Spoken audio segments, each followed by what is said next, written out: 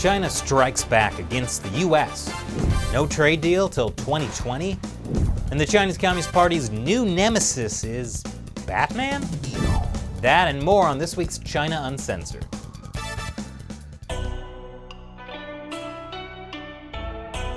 This is China Uncensored. I'm Chris Chappell.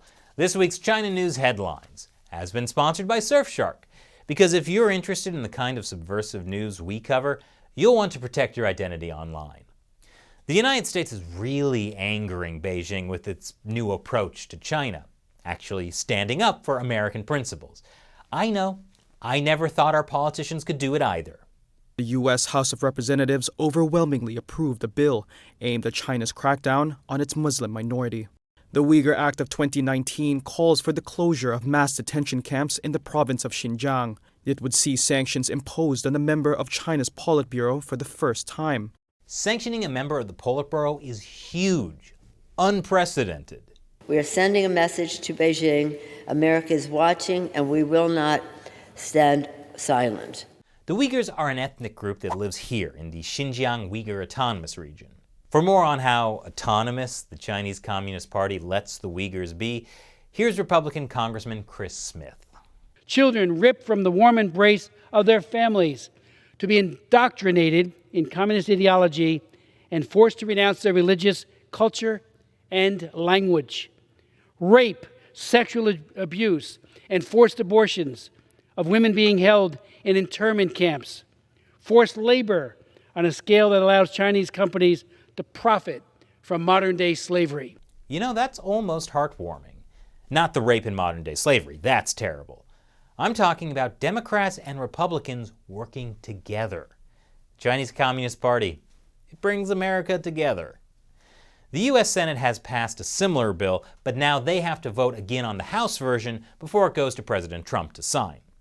This Uyghur Human Rights Policy Act comes shortly after Congress pretty much unanimously passed the Hong Kong Human Rights and Democracy Act and the Protect Hong Kong Act. And President Trump signed those into law last week, in spite of Beijing's objections, after the media freaked out that he might not sign the bills, and then freaked out when he did sign the bills. But even if the media coverage is a bit haywire, the important thing is that the House of Representatives, the Senate, and the White House all agree on standing up for freedom and democracy and calling out China's human rights issues. As you can imagine, the Chinese Communist Party is not happy about all this unity and talk of freedom and democracy. They've worked so hard for years to keep other countries from criticizing them. Why isn't it working anymore? And so, the empire strikes back. The Chinese empire strikes back. Beijing on Wednesday furiously condemned a piece of American legislation calling for a tougher U.S. response to China's treatment of Muslim minorities. A foreign ministry spokeswoman warned the bill could impact negotiations aimed at ending a grueling trade war between Washington and Beijing. Do you believe that if the U.S. takes measures to hurt China's interests, we will just sit back and let it happen? I think for every erroneous action, an appropriate price must be paid. An appropriate price must be paid. Oh my gosh, what are they going to do? Several sources familiar with Beijing's stance told Reuters that the bill could jeopardize the so-called Phase 1 deal already fraught with disagreements and complications. Oh no, it could jeopardize the trade deal. How could things possibly get worse? Oh geez, they suspended U.S. port calls? What a nightmare. Anything else? What? They're sanctioning American nonprofit groups? No. I'm sorry, folks, but the U.S. can't stand up for human rights and democracy anymore. The price is just too high. But the trade war, you say? Well, let's see what's going on there. It hasn't been great for China's economy. Capital investment by Chinese firms saw its lowest growth in 3 years. According to a Reuters analysis, that's because a weakening economy, tight credit, and prolonged trade war with the United States dent sales growth and cash reserves. So the longer the trade war goes on, the more it hurts the Chinese economy. And now, Trump says he may have to keep it going till after the U.S. presidential election next year. Meanwhile, more mid-sized American companies are moving out of China. Now that doesn't mean they're coming back to America. Some are considering that, but a lot of other ones are just diversifying their supply chains to other Asian countries. So you might be seeing fewer made in China products and more made in Vietnam. Good old freedom-loving communist Vietnam. But there's one business that's apparently booming in China. This is Iwo City in Zhejiang province. I talked about the city before on a Christmas episode. The Chinese city that makes your Christmas. They manufacture everything. Loads of Christmas items, sure, but also a lot of the flags of the world. Not just country flags, but political slogan flags. And they're predicting Trump will be re-elected. See, in 2016, 5 months before the last presidential election, the people of Iwo noticed more people were ordering Trump flags than Clinton flags. And so they predicted that Trump would win.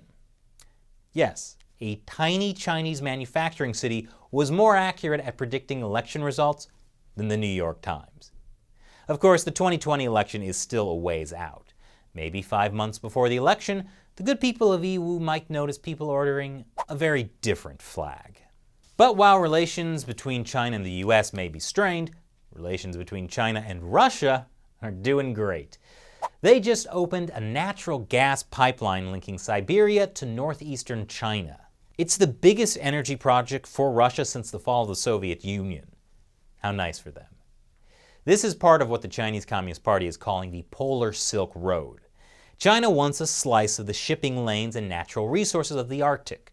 The U.S. Geological Survey estimates the Arctic holds about 13% of the world's undiscovered oil reserves and 30% of the natural gas reserves. The northernmost part of China is still almost 1,000 miles from the Arctic Circle. But don't worry, China is still labeling itself a near-Arctic state. And that means our new Cold War can happen in a place that's actually pretty cold. Speaking of frosty relationships, the Chinese telecom giant Huawei is in trouble. And for once, not with the US, but actually inside China. Apparently there's been a huge social media backlash inside China against the company, which is bad because the Chinese government has been trying to make Huawei a rallying point for patriotism. Except new details came to light in the case of a former employee who was arrested and jailed for 251 days following an unproven accusation of blackmail from the company. Yeah, that's not a good look. According to the New York Times, many Chinese proudly abandoned their iPhones for Huawei phones. But the backlash to the jailing of a longtime employee after a labor dispute has made it clear that people in China are starting to sour on the company. And Huawei is getting on the wrong side of the US, too.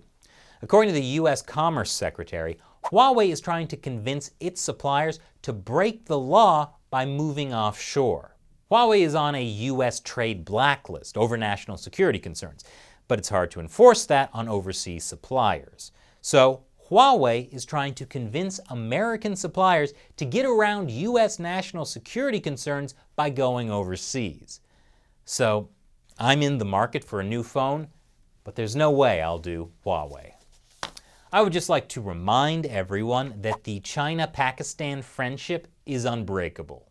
Also, more than 600 Pakistani girls were sex trafficked to Chinese men. But don't worry, that's going to stop. Not the sex trafficking, that will continue. The investigation into the sex trafficking, that will stop. According to AP, officials with knowledge of the investigation say that is because of pressure from government officials fearful of hurting Pakistan's lucrative ties to Beijing. So you see, when the US State Department labeled China as one of the worst human trafficking offenders, they got it all wrong. China is the best human trafficking offender. Speaking of unbridled disasters, remember that Chinese scientist who genetically engineered actual human twin babies? He edited a gene to make the twins immune to HIV. Too bad he couldn't make himself immune to public backlash and house arrest. Speaking of not actually being immune, the twins. Turns out the twin girls are probably not immune to HIV. That was a lie. But they may have unintended mutations. And finally, Batman has run afoul of Chinese censors. Frank Miller's new graphic novel, The Dark Knight Returns, The Golden Child, uses this image of a young Batman throwing a Molotov cocktail. But my favorite state-run media, the Global Times, helped set off a firestorm of criticism in China by saying it was a reference to Hong Kong protests, or riots as they call it. After the backlash, DC Comics showed that it knows a thing or two about heroes, and how not to act like one.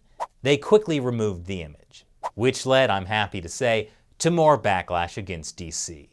And that does it for this week's China News Headlines. What do you think? Leave your comments below. And this episode has been sponsored by Surfshark. When you go online, everything you do is being tracked and logged by the websites you visit and your internet service provider, and in many cases, by the government. Especially if you're in a place like Xinjiang or Hong Kong, this kind of tracking can put you at risk of surveillance and even arrest. That's why you should use a VPN like Surfshark to protect your identity. When you use Surfshark's clean web mode, you'll be protected from ads, trackers, and malware, and phishing attempts by Chinese hackers. Plus, with Surfshark, you can connect as many devices as you want. Try it out with a 30-day money-back guarantee. Plus, Surfshark has a special discount for China Uncensored fans. Go to surfshark.com/uncensored and use the code UNCENSORED to get 83% off a 2-year plan and 3 additional months free. Protect yourself online. Click the link below. Once again, I'm Chris Chappell. See you next time.